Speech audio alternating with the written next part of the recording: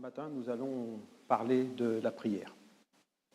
Alors, je salue chacun d'entre vous, je salue ceux qui nous visitent et je salue également ceux qui nous suivent par YouTube.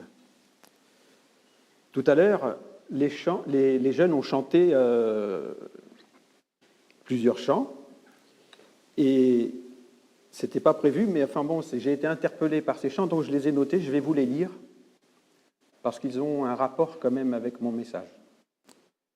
Nous avons chanté ensemble « Je viens devant le trône, par ta grâce, je me tiens en ta présence, je lève les yeux vers le lieu saint pour contempler ta face, je veux rester près de toi. » Ces paroles que nous avons chantées, aujourd'hui, pour chacun d'entre nous, elles sont accomplies. Vérité. Nous avons la liberté de nous approcher de Dieu, d'entrer dans le lieu très saint, devant le trône, là où Dieu est assis, pour contempler la face de Dieu. C'est une réalité spirituelle qui est notre héritage. Ils ont lu aussi, ils ont chanté, nous avons chanté ensemble, et je fais juste une petite remarque. Sans ta lumière, Seigneur, que serions-nous dans ce monde? Je vais vous lire 2 strophes. Nous nous souvenons que la parole de Dieu est une lampe à nos pieds. Alors à la place de sans ta lumière, je vais mettre sans ta parole. Sans ta parole, Seigneur, que serions-nous dans ce monde? En perdition, sans direction, cherchant la voie. Sans ta parole, Seigneur, où irions-nous dans ce monde? Que décider? Qui écouter? Que ferions-nous sans la parole de Dieu? Et vous allez voir que ce matin, même si nous allons parler principalement de la prière, la parole de Dieu va avoir une importance capitale dans notre réflexion. C'est d'ailleurs, je profite pour le dire, ce qui va prolonger légèrement le message. Désolé. Mais je pense qu'il est important de lire ensemble la parole de Dieu. Et je ne vous cacherai pas que mon désir secret, qui ne va plus être un secret, c'est de susciter en chacun d'entre nous l'amour pour la parole de Dieu, de découvrir ensemble qu'il y a dans cette parole des trésors, et un peu comme quand on mange du sucre, que l'on apprécie, que l'on devienne addict de la méditation de la parole de Dieu. Alors, ce matin, donc, le message va concerner la prière en préparation du séminaire de la semaine prochaine. C'est le frère Yann qui a demandé à ce que, si c'était possible, d'introduire ce séminaire par une prédication. Et donc, c'est à moi qui est revenue la charge de le faire. Alors, je le dis tout de suite, il est encore possible de s'inscrire à ce séminaire. N'hésitez pas à le faire, parce que je pense qu'il y a une grande bénédiction à être enseigné sur toute chose, mais en particulier sur le thème de la prière. Ranimer la flamme de la prière. C'est aussi donc le thème de ce message de ce matin.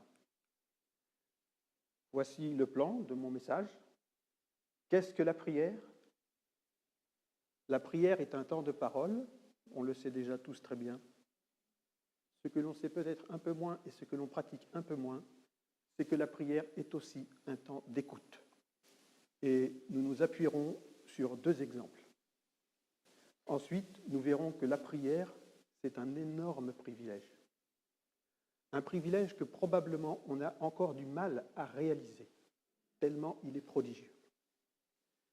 La prière, c'est une source de bénédiction. Et enfin,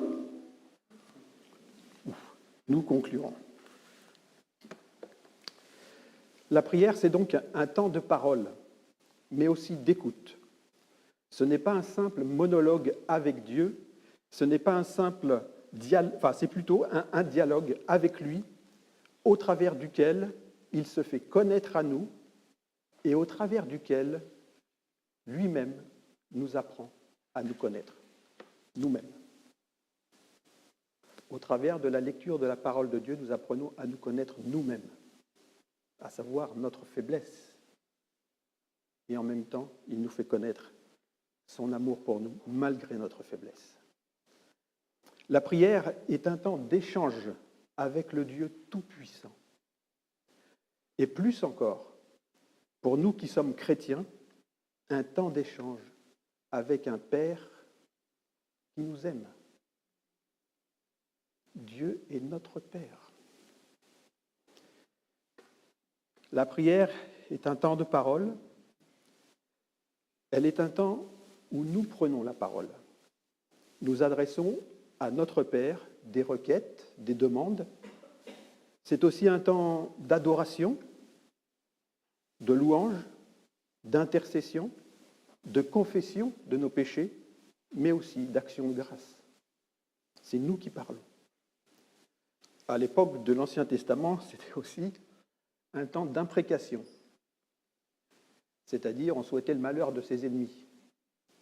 Alors évidemment, maintenant que nous sommes sous la nouvelle alliance, ce temps d'imprécation n'a plus lieu d'être. Jésus nous a invités, nous a commandé d'aimer nos ennemis et de prier pour eux. Mais la prière, elle est également un temps d'écoute, et on l'oublie trop souvent.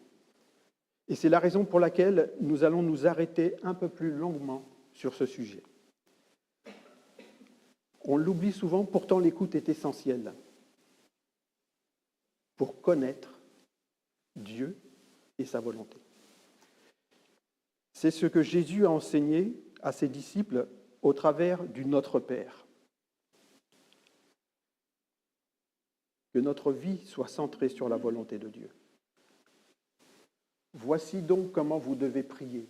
Notre Père qui es aux cieux, que ton nom soit sanctifié, que ton règne vienne, que ta volonté soit faite sur la terre comme au ciel. C'est important de connaître la volonté de Dieu. Jésus met au cœur de la prière la réalisation, l'accomplissement de la volonté de son Père. Cette réalisation de la volonté de Dieu, elle doit bien sûr commencer dans notre propre vie. Quand je prie le Notre Père, quand je prie que ta volonté soit faite sur la terre comme au ciel, je dois aussi comprendre qu'en premier lieu, que ta volonté soit faite dans ma vie. Et là, ma responsabilité est pleinement engagée. Et ce que je peux savoir, c'est que par la grâce de Dieu, parce que Dieu est là pour m'aider, je vais pouvoir accomplir sa volonté de Dieu, sa volonté. Sans lui, non, mais avec lui, oui. Connaître la volonté de Dieu implique nécessairement qu'il faut méditer sa parole. D'ailleurs, la prière efficace, c'est celle qui cherche à ce que la volonté de Dieu soit accomplie. Et c'est aussi ce que l'apôtre Jean nous enseigne dans sa première épître. Nous avons auprès de lui cette assurance que si nous demandons quelque chose selon sa volonté, il nous écoute. Selon sa volonté, il nous écoute. Et si nous savons qu'il nous écoute, nous savons que nous possédons la chose que nous lui avons demandée, quelle qu'elle soit. On aurait facilement tendance à s'arrêter au deuxième. Nous possédons la chose que nous lui avons demandée, quelle qu'elle soit. Hop, et voilà. Mais ce n'est pas comme ça que ça fonctionne. Il faut prendre tout ce que la Bible enseigne, quelle qu'elle soit, dans le cadre de la volonté de Dieu. Sinon, il ne faut pas s'attendre à ce que nous possédions, ce que nous lui demandons. Il n'y a qu'un seul moyen vraiment fiable de connaître cette volonté. C'est la lecture et la méditation de la parole de Dieu. Et pour cela, il faut prendre le temps de se tenir devant Dieu, dans le silence, à son écoute. Nous l'avons chanté. Que ce ne soit pas l'expression du bout de nos lèvres, mais le désir profond, intérieur. Je veux me tenir dans ta présence, Seigneur.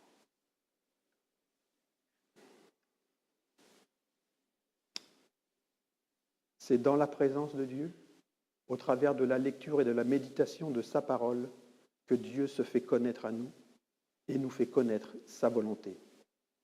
C'est encore ce qu'enseignent les Écritures, et nous allons voir à ce sujet 2 exemples significatifs. Le premier, c'est Élie. Pas Élie ici, hein. Quoique plaise à Dieu que tu deviennes un exemple pour les frères et sœurs. Et c'est possible. Élie, le prophète. Jacques nous le présente comme un homme de la même nature que nous. C'est ce que nous pouvons lire dans l'épître de Jacques, chapitre 5, versets 16 et 18. Confessez donc vos péchés les uns aux autres, et priez les uns pour les autres, afin que vous soyez guéris. La prière agissante du juste, c'est-à-dire la prière fervente, d'autres traductions donnent, a une grande efficacité. Élie était un homme de la même nature que nous.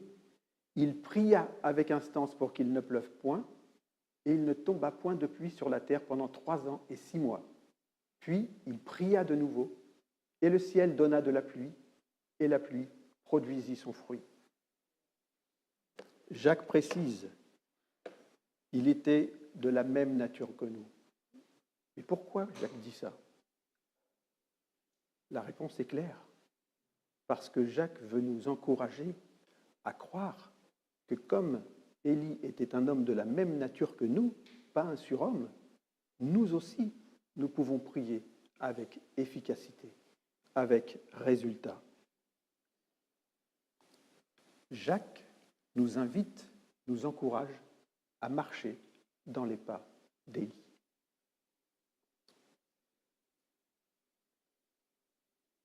Il est important que nous cherchions à avoir une prière qui soit efficace, non pas pour notre propre satisfaction, mais pour la manifestation de la gloire de Dieu. À la lecture de ce texte de Jacques, on pourrait penser que c'est Élie qui fait la pluie et le beau temps. En l'occurrence, plutôt, qui fait la sécheresse et la pluie de bénédiction. En réalité, il n'en est absolument rien et nous allons le voir tout de suite. J'ouvre une parenthèse. Je n'ai pas fini de vous le dire. Je l'ai dit il n'y a pas très longtemps à Élie. Il est absolument indispensable de prendre en compte tout ce qui est écrit dans la parole de Dieu. Indispensable. Pour avoir une idée juste et saine de ce que la Bible enseigne, il ne faut pas se contenter de prendre certains versets seulement, en l'occurrence souvent ceux qui nous plaisent. Il faut prendre tout l'ensemble afin d'avoir un enseignement équilibré. Si on lit ça seulement, on dit ouais, Élie il était puissant, c'est lui qui a fait, il a décidé, machin. Hop. C'est pas du tout comme ça que ça s'est passé. Je vous propose de lire dans le premier livre des rois, chapitre 17, verset 1er. Élie le Tishbite, l'un des habitants de Galaad, dit à Akab, « L'Éternel est vivant, le Dieu d'Israël, dont je suis le serviteur. Il n'y aura ces années-ci ni rosée, ni pluie, sinon à ma parole. » Alors là, on est encore plus dans l'erreur si on se tient qu'à ces textes-là. Sinon à ma parole. Pourtant, c'est vrai, c'est à la parole d'Élie que la pluie va s'arrêter, que la pluie va revenir. Ce que je voudrais souligner ici, c'est que dans le texte original, dont je suis le serviteur, pourrait aussi être traduit, comme ça a été traduit par d'autres traductions, par devant qui je me tiens. Parce que la racine hébraïque qui est utilisée ici, Louis II l'a traduite par serviteur, mais on peut aussi la traduire par devant qui je me tiens. Élie avait une prière efficace parce qu'il se tenait devant Dieu. Élie se tenait devant Dieu. Dans la pensée biblique, le serviteur se tient devant son maître afin de lui obéir. Nous allons lire également dans le premier livre des rois, toujours, mais cette fois-ci chapitre 18, verset 1er. Et c'est là qu'on comprend tout. Bien des jours s'écoulèrent, et la parole de l'Éternel fut adressée à Élie dans la 3e année.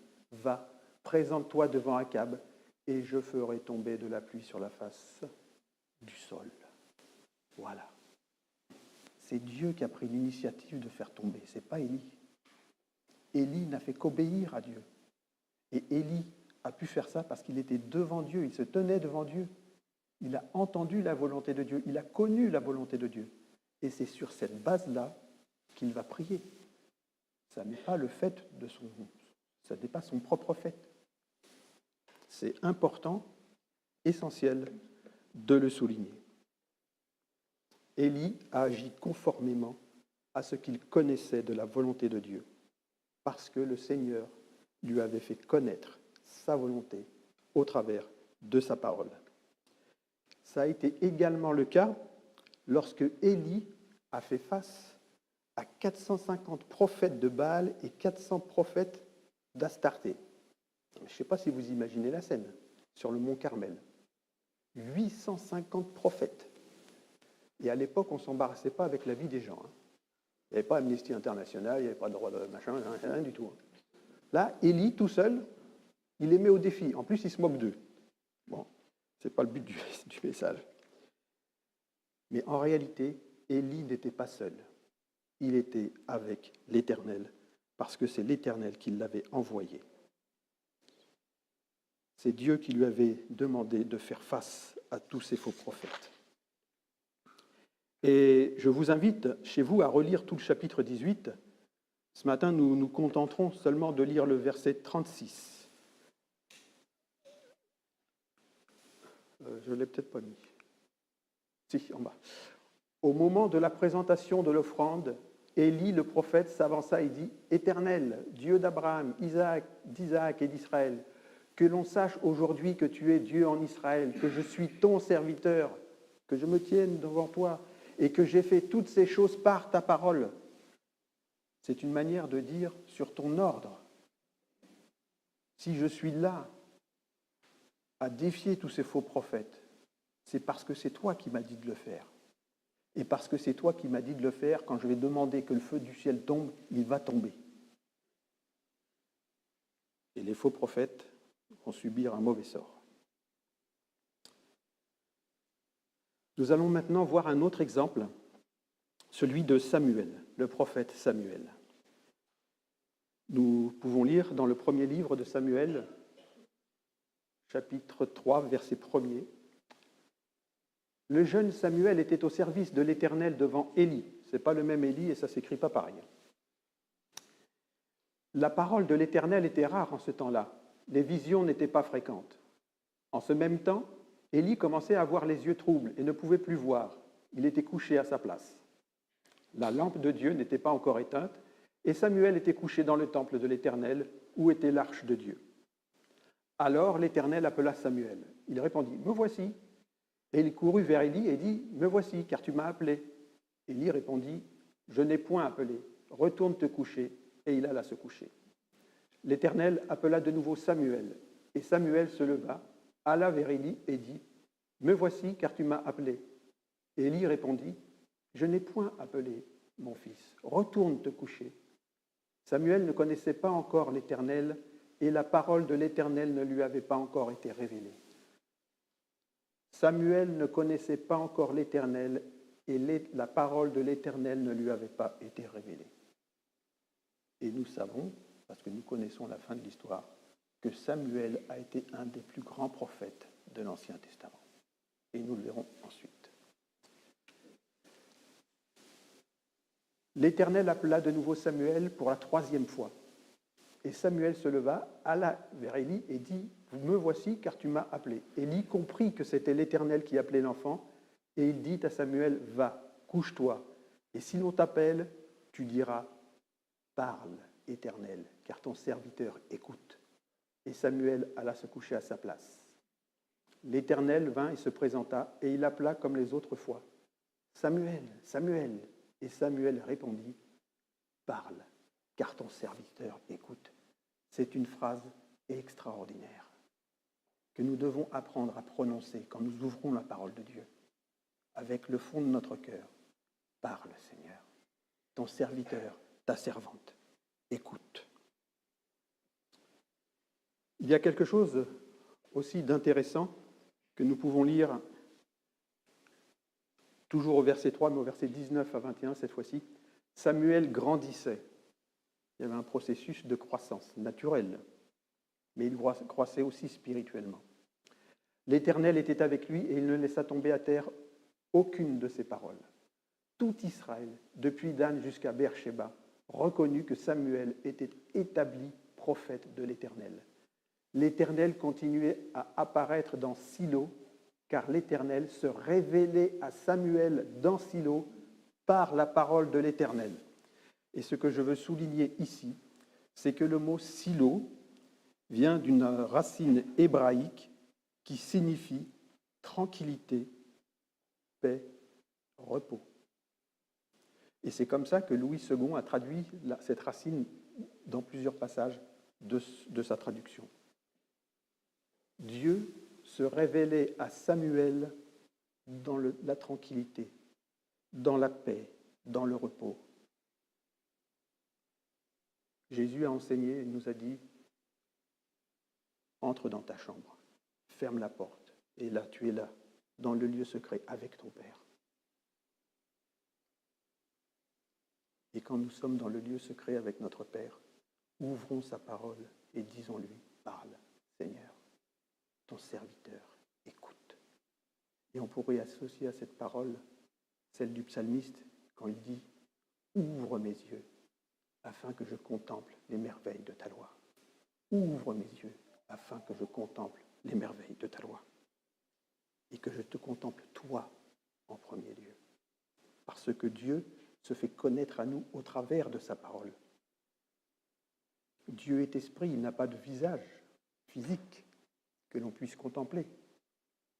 Mais il se fait connaître à nous au travers de sa parole. Au travers de la connaissance de Jésus, qui est lui-même l'image de Dieu. Celui qui voit Jésus avec son cœur voit le Père. Apprenons à nous tenir devant le Seigneur.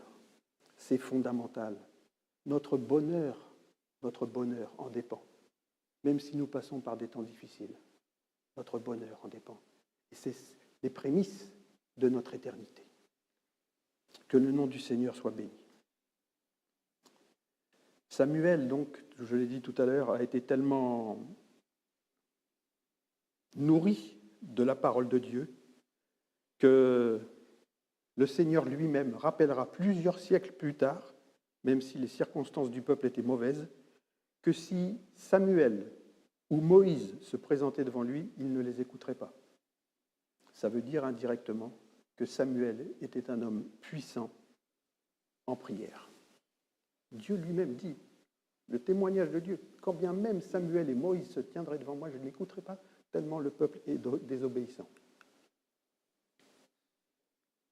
Là, j'ai été un petit peu vite.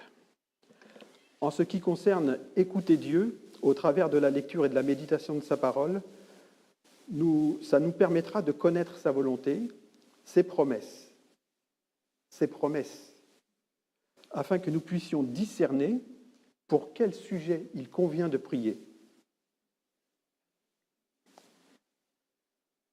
Il est évident, alors c'est un exemple grossier, que si on prie le Seigneur pour qu'il nous donne les 6 bons numéros du loto, on risque d'être déçu.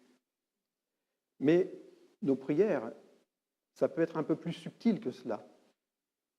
Nous savons qu'aujourd'hui, il y a des guerres, des maladies, des catastrophes naturelles. Faut-il prier le Seigneur pour qu'elles s'arrêtent ? On serait tenté de le faire et ce serait un bon sentiment que de le faire. Mais Jésus nous a dit, il faut que ces choses arrivent.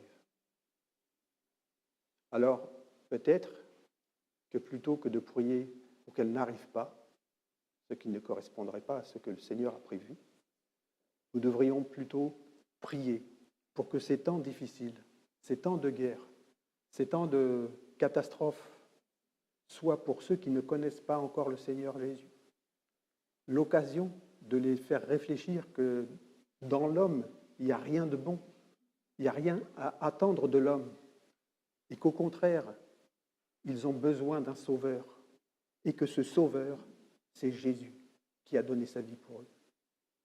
Probablement qu'il vaudrait mieux prier dans ce sens. Et ça, on l'apprend en lisant la parole de Dieu. Ce que Dieu veut, c'est que tous les hommes parviennent à la repentance, à la connaissance de la vérité, afin d'être sauvés. C'est ce que nous enseigne l'apôtre Paul au premier épître de Timothée, chapitre 2, verset 4, et l'apôtre Pierre dans sa deuxième épître, chapitre 3, verset 9. Alors, c'est clair, la prière est un temps privilégié devant lequel nous parlons à Dieu et durant lequel nous l'écoutons également. Et afin d'orienter au mieux nos prières, rappelons-nous l'enseignement de Jésus et de l'apôtre Jean que nous avons lu tout à l'heure. Prier par rapport à la volonté de Dieu. Avant que je ne prenne la parole, donc les jeunes ont présenté un diaporama et sur la diapo, il était donc écrit « Ranimer la flamme de la prière ». L'expression « ranimer la flamme » évoque l'idée de raviver quelque chose qui s'est affaibli. Raviver une perte d'enthousiasme, de motivation. Et de fait, parfois il est nécessaire de ranimer la flamme de certains éléments spirituels dans notre vie. C'est ce que l'apôtre Paul a pu dire à Timothée dans sa deuxième épître, chapitre 1er, verset 6. C'est Paul qui parle à Timothée. C'est pourquoi je t'exhorte à ranimer la flamme du don de Dieu que tu as reçu par l'imposition de mes mains. Je t'exhorte à ranimer la flamme du don de Dieu. On a besoin, les uns et les autres, de ranimer certaines choses dans notre vie spirituelle. Et aujourd'hui et la semaine prochaine, ce dont on a besoin de ranimer, c'est notre désir de prier, notre appréciation de la prière. Alors, dans cette perspective de ranimer en nous la flamme de la prière, je vous propose de réfléchir quelques instants sur le fait que la prière est un réel privilège. Je l'ai déjà légèrement évoqué tout à l'heure. Et je suis persuadé que le fait de bien réaliser l'immense privilège qu'est la prière nous aidera à ranimer la flamme si elle est un peu affaiblie, et elle nous aidera également à la maintenir bien vive. Amen. La prière est un privilège que nous avons peut-être du mal à apprécier à sa juste valeur.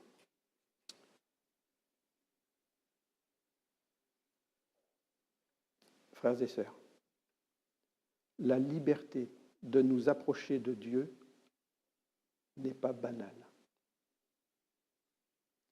Cette possibilité que nous avons de nous approcher de Dieu n'est pas banale. Et il serait bon que nous prenions le temps chez nous d'y réfléchir attentivement. En attendant, nous allons partager donc quelques réflexions pour nous y aider et nous le rappeler. Depuis la chute, ça a été le thème de mon dernier message, il y a eu une rupture dans la relation entre Dieu et les hommes. Mais dans son amour pour eux, le Seigneur a voulu rétablir un lieu et il a mis en place tout un système de lois, de rites, pour restaurer et maintenir une relation avec ses créatures. Il a fait une alliance avec un peuple qu'il a choisi dans la perspective de bénir tous les autres peuples par la suite. Et c'est là qu'il faut réfléchir. À l'époque de cette alliance, un seul homme avait le droit de s'approcher vraiment de Dieu. Un seul. avait le droit d'entrer dans la présence de Dieu, dans un endroit qui s'appelait le lieu très saint, ou le Saint des Saints, qui était la partie la plus sacrée de tout le temple. Un seul homme avait le droit d'y entrer. Cet homme, c'était le souverain sacrificateur. Ce souverain sacrificateur était issu d'une famille qui avait été choisie parmi une tribu, famille qui avait été choisie parmi une tribu qui avait elle-même été choisie, et que cette tribu appartenait à un peuple qui avait été choisi. Et le souverain sacrificateur était là, unique, à avoir la possibilité d'entrer dans le lieu très saint. Imaginons-nous, c'est ça qu'il faut faire aussi quand on lit la Bible, c'est nous transporter à l'époque. Nous sommes des hommes du peuple. On aime le Seigneur et le souverain sacrificateur. Waouh. Si je pouvais être sacrificateur, souverain sacrificateur. Oh. On aurait certainement payé cher pour être à sa place. Sa place ne s'achetait pas. En résumé, ce n'était pas n'importe qui, ce souverain sacrificateur. Et on aurait certainement, comme je viens de le dire, dépensé une fortune pour être à sa place si cela avait été possible. Et ce souverain sacrificateur, homme béni parmi tous les hommes, était donc le seul à pouvoir entrer dans la sainte présence de Dieu. Mais il n'avait pas le droit de le faire quand il le voulait. Il n'avait le droit de le faire qu'une seule fois par an. Et même cette seule et unique fois par an, il ne pouvait pas le faire à sa guise. C'était à un jour précis, le jour que l'on appelait le jour de l'expiation, des expiations. En hébreu, Yom Kippour. C'était ce seul jour-là où il avait autorisation d'entrer dans le lieu très saint. Une fois par an. Et non seulement cela, mais encore, il devait y entrer en suivant toutes sortes de rites. Toutes sortes de rites. C'est ce que nous pouvons lire dans le livre du Lévitique, chapitre 16, versets 1 à 4. L'Éternel parla à Moïse après la mort des deux fils d'Aaron qui moururent en se présentant devant l'Éternel. Vous connaissez l'histoire, je ne vais pas m'étendre dessus. Ils ont fait preuve de légèreté dans le lieu très saint, dans le lieu saint, et ils ont été tués. L'Éternel dit à Moïse, « Parle à ton frère Aaron, afin qu'il n'entre pas en tout temps dans le sanctuaire, au-dedans du voile, devant le propitiatoire qui est sur l'arche, de peur qu'il ne meure, car j'apparaîtrai dans la nuée sur le propitiatoire. Parle à ton frère qu'il n'entre pas en tout temps, de peur qu'il ne meure. Voici de quelle manière Aaron entrera dans le sanctuaire. Il prendra un jeune taureau pour le sacrifice d'expiation et un bélier pour l'holocauste. Il se revêtira de la tunique sacrée de lin et portera sur son corps des caleçons de lin. Il se ceindra d'une ceinture de lin. Il se couvrira la tête d'une tiare de lin. Ce sont les vêtements sacrés dont il se revêtira après avoir lavé son corps dans de l'eau. Voilà la procédure pour s'approcher de l'Éternel une fois par an.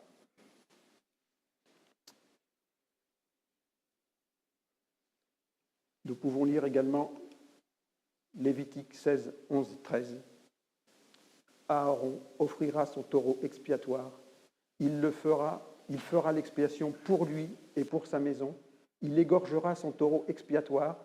Il prendra un brasier plein de charbon ardent, ôté de dessus l'autel devant l'Éternel, et de 2 poignets de parfum odoriférant en poudre. Il portera ces choses au-delà du voile.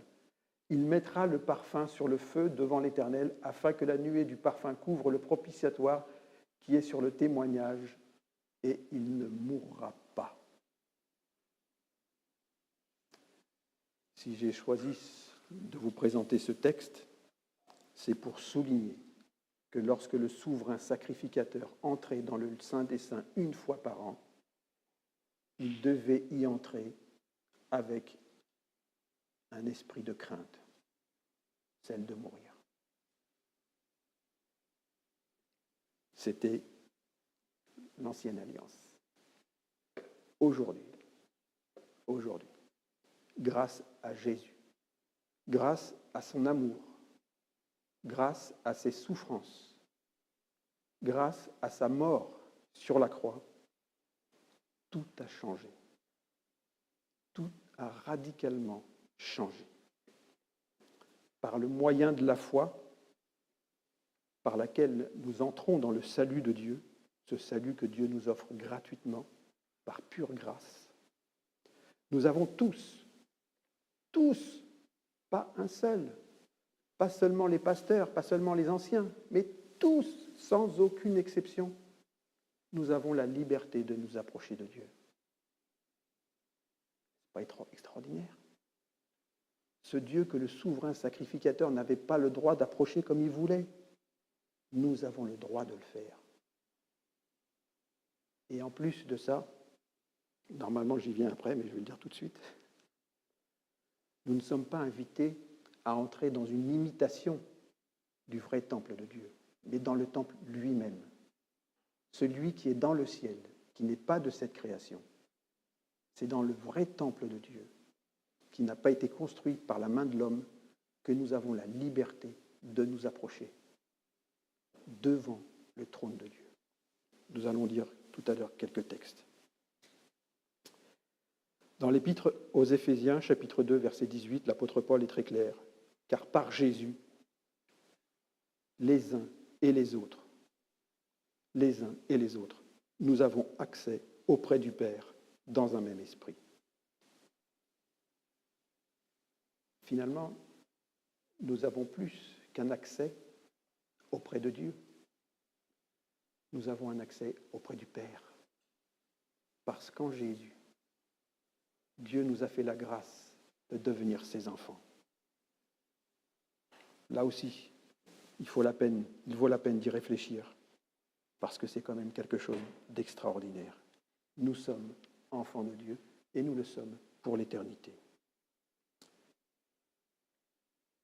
Comme je viens de le dire, nous ne sommes plus invités à entrer dans un sanctuaire fait de main d'homme, qui n'était qu'une imitation du véritable, mais dans le ciel même. Et nous ne sommes plus invités à le faire après avoir pratiqué toutes sortes de rites. Tout ce que le souverain sacrificateur devait faire. Et il devait ni s'en écarter ni à droite ni à gauche. Nous n'avons plus à faire toutes ces choses. Le Seigneur ne nous interdit pas de nous approcher de lui, même en jogging. Est-ce que je vais oser le dire? Oui. Voire même moins quand on est sous la douche. Le Seigneur ne nous interdit pas de le prier, de lui adresser une louange. Quelle liberté nous avons. Tout a été bouleversé par l'œuvre de Jésus. Évidemment, nous n'avons plus du tout la crainte de mourir, comme c'était le cas.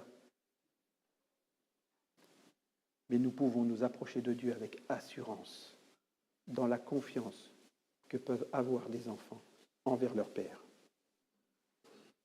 Et nous avons la possibilité de le faire non plus une seule fois par an, mais autant de fois qu'on le veut, à n'importe quel moment de la journée, de la semaine, du mois, de l'année, même la nuit. La porte du ciel, la porte du temple est ouverte 24 heures sur 24.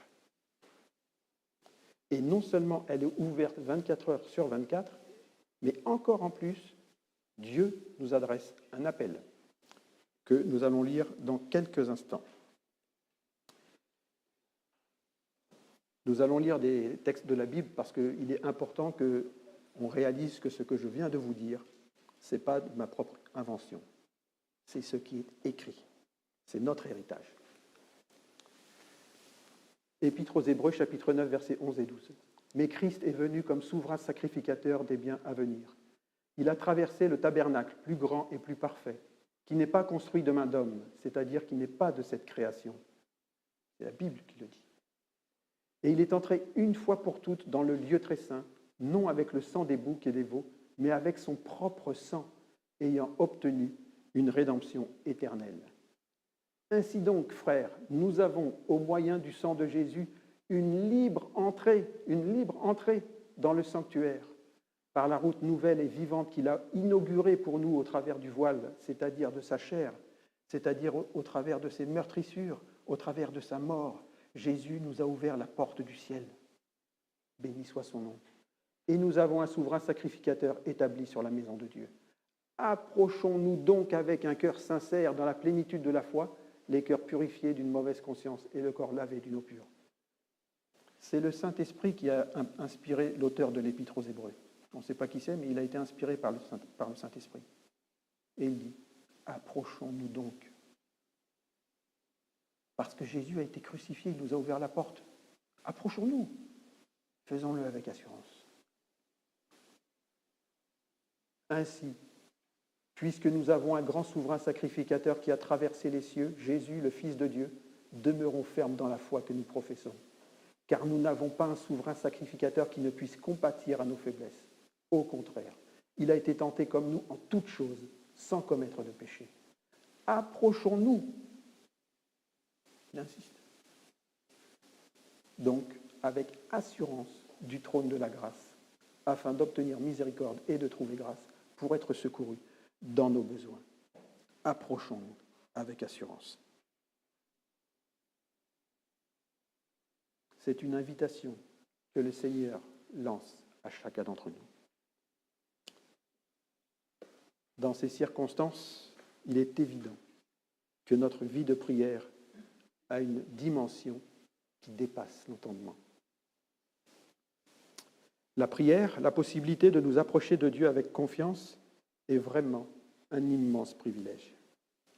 Et en tant que tel, en tant que privilège, que nous devons, c'est en tant que grand privilège que nous devons aborder la prière.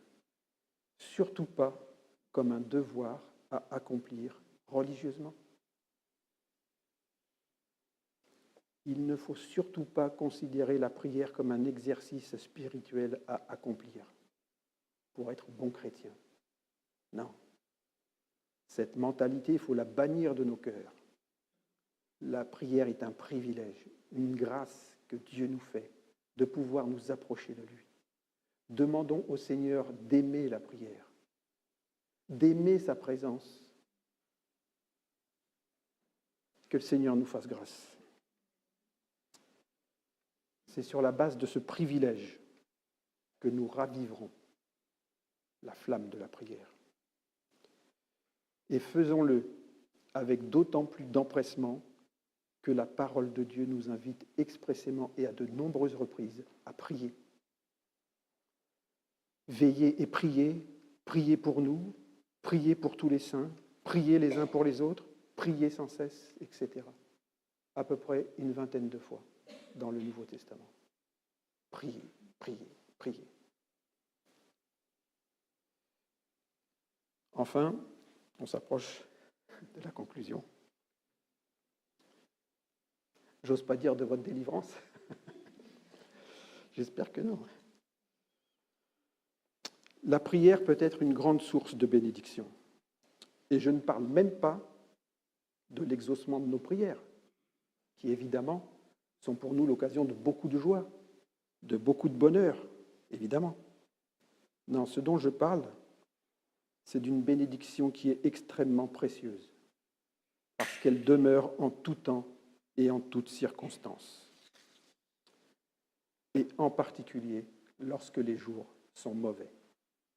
Et à ce sujet, nous allons lire dans Philippiens, chapitre 4,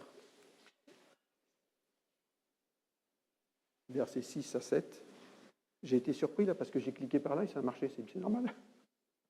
Ok. Philippiens, chapitre 4, versets 6 à 7. Ne vous inquiétez de rien, mais en toute chose, faites connaître vos besoins à Dieu par des prières et des supplications, avec des actions de grâce. Et la paix de Dieu, qui surpasse toute intelligence, gardera vos cœurs et vos pensées en Jésus-Christ. La paix de Dieu gardera vos cœurs et vos pensées en Jésus-Christ.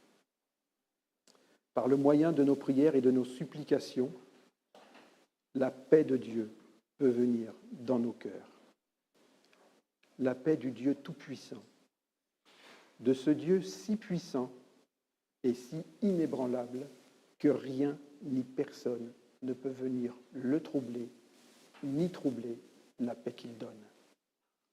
Cette paix qui surpasse toute intelligence, donc qui va au-delà de tout ce que l'on peut imaginer ou comprendre, c'est cette paix-là qui gardera nos cœurs et nos pensées en Jésus-Christ. Nos pensées qui s'agitent bien souvent. Elles s'agitent, nos pensées, si facilement. Nos pensées, elles peuvent nous faire glisser vers le découragement, voire même vers la dépression, si on les laisse s'agiter. Nos pensées gardées en Jésus-Christ, le Seigneur des Seigneurs, le Roi des Rois, le Prince de la paix, c'est-à-dire celui qui suscite la paix et qui la maintient. Que le nom du Seigneur soit béni. Merci Seigneur pour ce privilège immense qu'il nous accorde au travers de la prière. Et maintenant, je conclus. Je ne pouvais pas en parler, ne pas en parler, pardon. Dieu ne répond pas toujours à nos prières. Soit parce que ce n'est pas le moment, soit parce que c'est un non définitif. Dans ces circonstances décevantes, gardons toujours à l'esprit que c'est parce que le Seigneur a quelque chose de bien meilleur pour nous. Quand Dieu ne nous répond pas, c'est parce qu'il a quelque chose de bien meilleur pour nous. Il nous aime, il nous l'a prouvé, il ne veut que notre bonheur. S'il dit non à ce que nous lui demandons, c'est parce qu'il a quelque chose de meilleur pour nous. Et nous allons de nouveau porter les regards vers Élie. Dans le premier livre des Rois, chapitre 19, versets 3 et 4. Élie, après avoir réglé le compte de tous les prophètes, il y a Jézabel qui le menace, et là, bizarrement, il a peur, il s'enfuit. Élie, voyant cela, se leva et s'en alla pour sauver sa vie.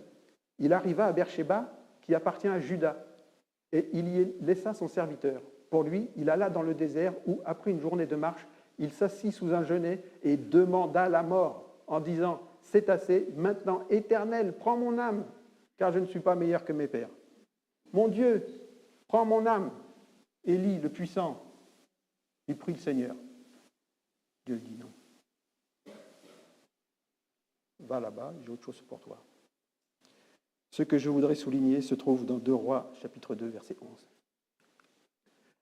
Comme Élie et Élisée, son serviteur, continuaient à marcher en parlant, voici, un char de feu et des chevaux de feu les séparèrent l'un de l'autre, et Élie monta au ciel dans un tourbillon. Voilà. Élie voulait mourir dans le désert. Dieu avait pour lui le projet de l'envoyer au ciel dans un char de feu. Que le nom du Seigneur soit béni. Demeurons fidèlement attachés au Seigneur et gardons à l'esprit que Dieu nous aime, qu'il veut que nous passions du temps dans sa présence, qu'il veut ranimer en nous cette flamme pour la prière, parce que c'est un cadeau, une grâce qu'il nous a fait de pouvoir nous approcher de lui avec confiance. Soyez bénis, soyons bénis ensemble et marchons dans la joie du Seigneur vers notre patrie. Que le Seigneur vous bénisse.